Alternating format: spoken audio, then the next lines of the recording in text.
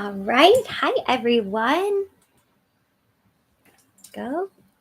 How are we? Hello, hello. Welcome to another live stream, another live training. I'm super excited because today we are talking about one of your guys' most favorite topics that I ever talk about, which is sales and sales secrets. And I love that whenever I talk about sales, the listens, the downloads, the engagement is through the roof, because what that tells me is that you guys already understand how important sales and really like showing up and being good at the skill is for your business. And I think too, it shows me that you guys are not as afraid as maybe you once were of the word, right? Like sales can sound like a scary word. It has a bad rep. We've all had bad sales experiences. But once you master sales as a small business owner, as a hairstylist working behind the chair, literally you become unstoppable. And the best part is that not only does it benefit your business, but your clients have the best experience ever. Like being good at sales really just means that your clients feel amazing. They don't feel pressured. They trust you. They feel excited to take you up on new offers and different things that are going on. And so, who wouldn't want that? It is great for everyone. So, what I have in store for us today is I pulled up a ton of statistics regarding sales in 2024 and consumer behavior. Okay. I have some super juicy statistics for you. I also have some of the top mistakes when it comes to selling. So you're not only going to know, 3 ways to increase your sales and become better at sales, but I'm going to share with you some of the biggest red flags in sales that you can start paying attention to so that when you notice yourself doing this, you're going to be able to stop yourself. Okay. So we're going to talk about that too. So let's just go ahead and get in. So today's training is for you. Sales Secrets for Hairstylists is for you. You're on the right episode. If you want to increase your average ticket, okay? We know that if we can increase our average ticket just by $20 a guest, that adds up to over $20,000 a year on average, okay? So I think all of us sitting here are like, yes, I want to do that. Today's training is for you if you want to bring in more new clients. Now, as the economy is always going through different cycles, we go through and experience so much as business owners. The only way to guarantee your future success is to always have new clients coming into your world, having a wait list, having people who are learning about you and ready to come book with you, whether you are already fully booked and have a wait list, or you're somebody that is growing. Having those new clients coming in and finding you is huge. It is the only way to guarantee your long-term success in business. So I think we're all with a yes on that one. And then this training is for you if you want to keep your clients loyal over time, right? Like our goal always is not just to see somebody one time. We want to keep them over years. We want to be the person at the top of mind when anybody even mentions a great hairstylist in our city, etc. So then we know like everything gets easier because when you get a new client, you know that new client is now going to be with you for many years to come. And that is so much job security. Okay. So sales secrets impact all of these categories, right? It is for new people who haven't heard about you yet. It's for your existing clients. And then it is for your ultra long-term clients who have been with you from the beginning and their experience. And a lot of times we forget about them, right? Like we appreciate them, we love them, we adore them. But we can also sort of take their experience for granted. And so getting great at sales also makes them have an even better experience. So that's something to get excited about too. Okay, so with all of this talk about the economy and all of the different things that are going on in our world, it's an election year, right? I wanted to pull up some statistics so that we can ground ourselves in data, because depending on what side of the political spectrum is, people can't even agree if we're in a recession, okay? Like everything feels very politicized, tainted, and really based more on opinion than data. So I want to ground all of us in the latest data. So this research is from 2024 regarding the American woman and what she is currently spending on beauty products, where she is hearing about things, and all of that. Okay. So, this means that regardless of all of our opinions, feelings, and personal experiences, we can see what's happening in the economy through data, through spending. And then we can make even better decisions for our business, right? Like, our emotions are all over the place sometimes. And as we all know, when we're having a good week, we think probably the economy is great, the algorithm's great, right? And then when we're having a bad week, when we had cancellations, we're like, the world is going to shit. So we have to ground ourselves in data always, so that our mind and our emotional state isn't necessarily playing tricks on us and causing us to make rash decisions that might not actually benefit us in the long run. Okay, so what does the research show us about what American women are spending on average per year on beauty products? It says women are spending just under $4,000 a year. Okay, so $3,756 a year on beauty products and services. So I did the math on this. It's about $300 a month. Now, this includes makeup, skincare, hair care, and hair services. So I don't know about you guys, but when I heard that number, I realized that we are still in the game. Like, we've always been in the game, but like, women are making time for their hair services and they're still valuing it. So I never want you guys to get scared and think that hair services are not valued anymore. People aren't paying for hair anymore. It's absolutely wrong. $300 a month in beauty spending. We know the average person is coming to the salon maybe 4 times a year. So every 3 months, that is plenty budget to come in and spend even $300 or $400 and still be on average. So we know with averages, some people spend way more, some people spend way less. Okay. So to me, that was super encouraging. Here's another interesting fact. Around 2 in 3 beauty shoppers say they do turn to influencers to discover new products. Okay. I really wanted to share this one with you because I think that we can forget as hairstylists that we actually are the influencers. Like, we are the original influencers. People used to come into the salon and we were their main exposure to fashion, hair, like makeup, everything. Like, we were the cool girls of the town and we really set a lot of the trends. So this should really encourage you to continue to show up on your Instagram, on your Google My Business, on your Facebook, and really go in with what you're using on your hair, right? It's one thing to say, here's this cool Redken product.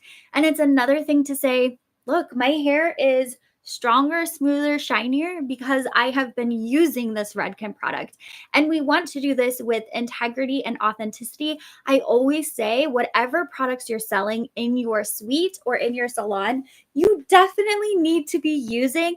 And if you don't like the products you're selling, then obviously you're probably not going to sell a ton of them. So it's time to switch up like what you're doing. Okay, so don't be afraid to be an influencer. People are listening in 2024 to influencers, and you guys are influencers. Okay, 2 more stats for you. So, this one, you guys, listen to this. Despite the rise of online purchasing, 46%, okay, so that is right at 50-50, right? Right at 1 out of 2, 2 out of 4. 46% of consumers say they prefer to see beauty products in person. Okay, I'm gonna say it one more time because it's so important. I see a post like every single day in y'all's Facebook groups about this. Okay, despite the rise of online purchasing, 46% of consumers say they prefer to see beauty products in person. And I really want you guys to think about this. When was the last time that you personally bought something that you were going to use on your hair or a makeup product or something without seeing it in person first? And why? Like, why did you buy it? So For me, I don't buy any hair care that I can't smell. Okay. I don't know about you guys, but even when I'm trying something new, I want to smell it. I want to see it for myself. I rarely ever just buy something online. I'll be like, okay, they have it at Target or they have it here or they have it at Salon Centric. And I will drive across town to smell it, to, if I can see the consistency of it. I want to see like the packaging. I want to maybe look at the ingredients. I want to see what else is on the shelves next to it. Like there are a lot of people out there, obviously 50%, almost 50% of women want to see products in person. So when you get worried that Amazon has stolen your business, Ulta has stolen your business, so on Sephora website has stolen your business, I just want you guys to remember this fact. For every person that is buying online, there is literally someone else, one for one, that wants to buy from you in the store. And I always joke that like a benefit of buying from you is that it's instant delivery. Okay. Instant delivery. They get to have it in their hands and walk out with it right then. Nothing can really beat that, right? Okay, the very last stat I have with you is super important, and it's going to be part of our tips. And this is consumers who get personalized recommendations are 75% more likely to make a purchase. Okay, one more time. Consumers who get personalized recommendations are 75% more likely to make a purchase. Accenture's study makes it clear 3 out of 4 beauty consumers respond well to personalized recommendations. Consumers are willing to shell out more cash for the extra attention.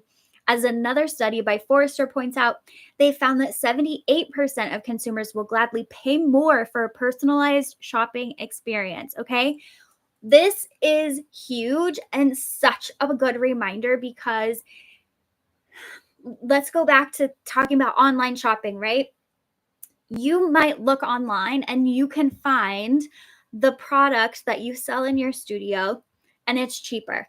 And you might be like, great, now I have to price shop or now I have to price match. Now no one would want to buy from me because they can actually get it cheaper online.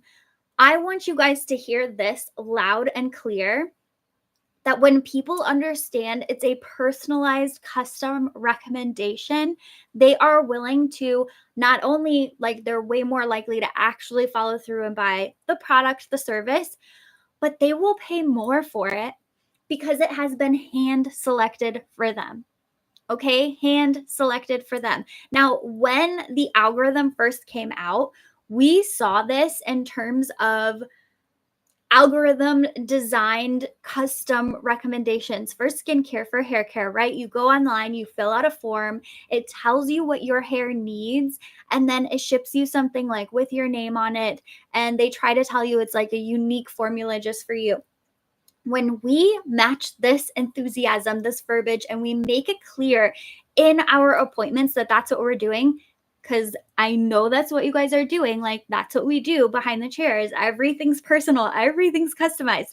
But sometimes we forget to actually point out how it's personal and customized. We forget to say, I picked out this shampoo for you because of what you said, because of your hair goal. Like sometimes we forget that little piece that really makes it click in our clients' minds that, like, oh, this person with a heartbeat is literally looking at my hair and telling me what I need to use. It is a totally different experience. Okay.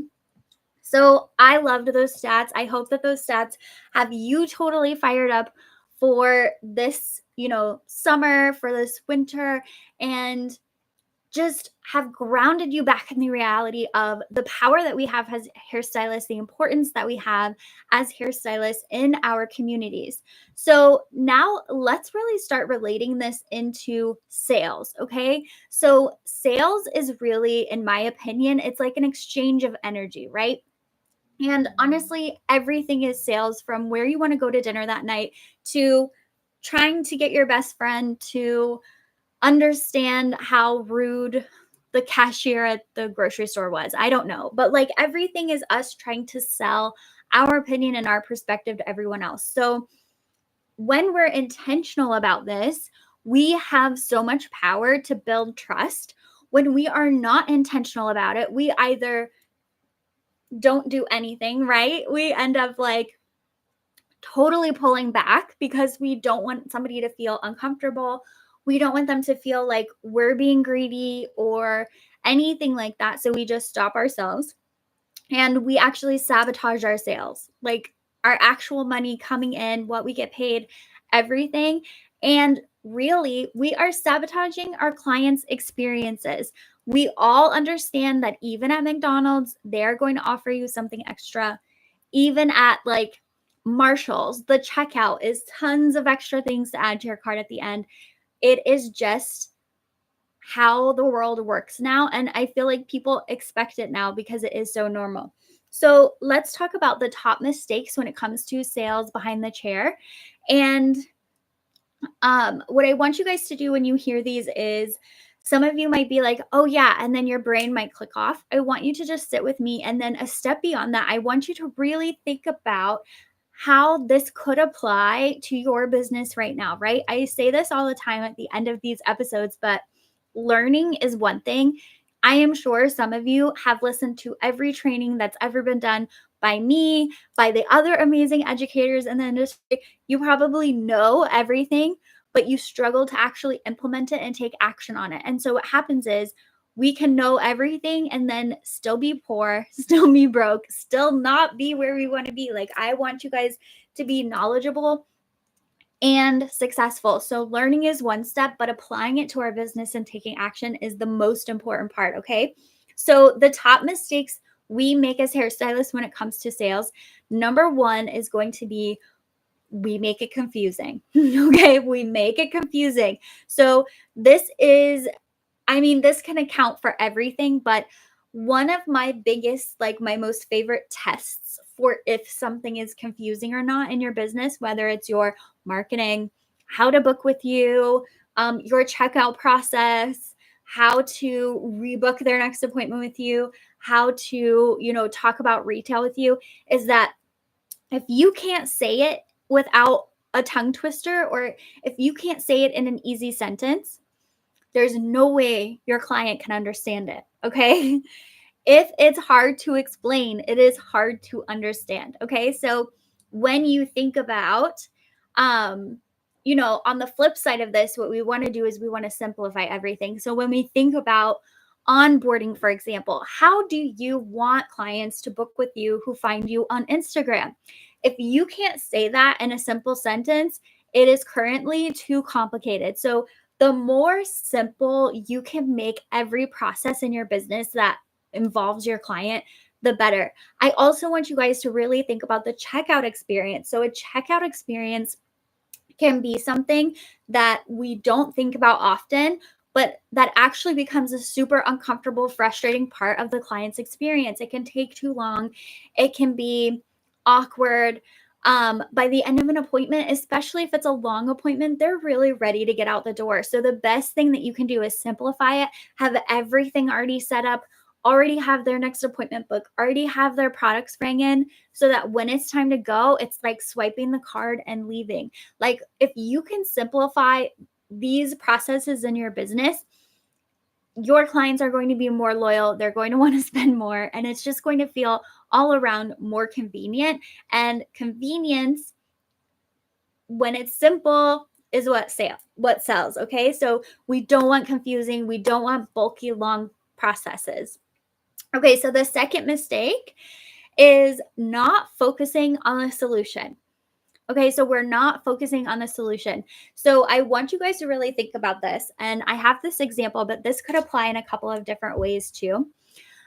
We've all seen the screenshots in the Facebook groups of client conversations. Okay. And of course, it's when there are these tense moments and there's been a conflict or there's a disagreement about something. And we can visually see that this person is not focusing on the solution. So here's an example. Someone, you did their hair yesterday, you gave her highlights, okay?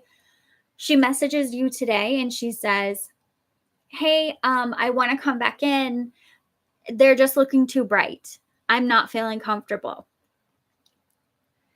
A solution focused response would be, yes, absolutely. I'll see you at 2 and we'll take a look. And that is something we can easily get done together. You'll be in and out the door. Okay. Solution focused. Non solution focused, or more like ego focused, is going to be, you said blah, blah, blah. I did exactly what you said. Your picture showed your highlights exactly how I did them, right? You guys, even if that's true, not focusing on the solution is going to lose you clients and money. And also, it's just exhausting. It is so exhausting to do that, even in relationships, right? It's like, honey, you didn't fold the thing right. It doesn't need to be like, well, I did 100 other right things. Why is this? It's like, oh my God, I'm so sorry. Let me just fold it right and put it away. Like, how refreshing is that? How good is that? So we want to make sure that we are not arguing about our point of view of the situation. We are just listening and then having a solution for them.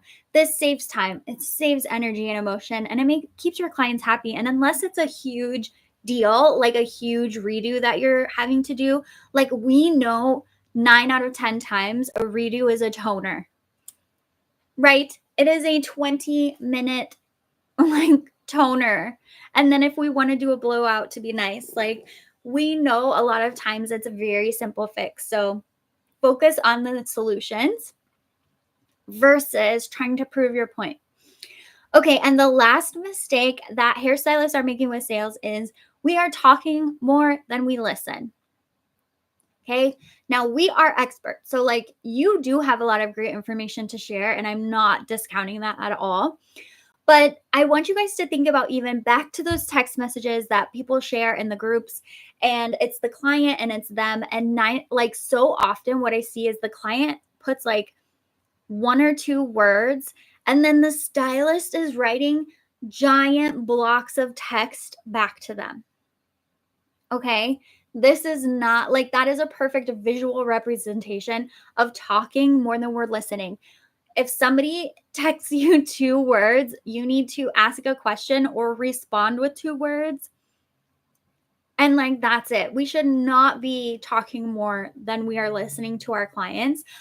You can also think about this in the consultation, right? We want our clients talking. We want them kind of spilling their guts. What are their fears? What do they like? What have they had before that they hated? Like, we should be asking enough questions that they are talking a lot and we are listening. And then we come in to recap, to offer the solution for their, skin tone, face shape, lifestyle, budget, all of that stuff. But we're going to want to spend a majority of our time listening. What happens with this, and why this is so helpful with sales, is that it makes people feel like they can trust you, right? When we feel heard, we feel relaxed immediately. We're like, okay, this person gets me. Like, they care about how I feel, all of this stuff. So make sure with talk time, they are talking more than you when it matters, right? So just to recap those top mistakes, and then I'm going to go into the sales secrets, which I'm sure many of you already understand where I'm going with them. But so the top mistakes were, we're confusing, we are not focusing on the solution, and we are talking more than we listen. Okay. So we definitely want to flip those around.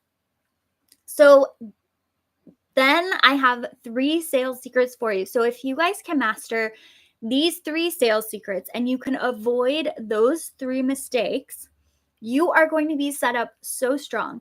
And I know that it might feel like one extra thing that you need to be doing, but I promise you, once you get in the habit of it, once you incorporate these things like into your system, it really isn't as time consuming, or there's not as much like brain energy being expended as it might sound at first. Okay. Simplifying. We need to simplify how clients book with you, the services listed on your website, how people reach out to you in DM, how people should reach out to you if they are not happy, how people can refer a friend to you, how do they check out, how do they rebook their appointment with you, right? So I want you guys to really think about a service with you from beginning to end and every step in between. And how can you make that process easier and simpler? You can even ask some of your clients what they like about their service, what they wish was a little bit different, right? Like doing surveys can be super insightful as you're looking to simplify some of your processes. But I'll tell you, most of the time, when you're in a service with someone, you can tell the areas that need to be simplified because they're areas where tension probably stirs up, like in your stomach, right? You're like, man, that was awkward. And I'm not sure why that was awkward just now. You should make a note like, hey, when I'm talking about products when my person is checking out, it's awkward. When I'm talking about them when they're processing, it's not awkward. We're both relaxed. We're in a good, like, calm space. So, really just start paying attention to when you feel awkward, when you feel like your client gets awkward in your services, and that will point you in the direction of what needs to be simplified and what needs to be kind of like pared down to make it easier. Okay, sales secret number 2 is personalized recommendations. Now, like I said before, you guys are doing this in your head already. I know that you are, but we really need to get in a habit of making it clear and connecting the dots for our clients. So it's like, look, you have blue and purple veins.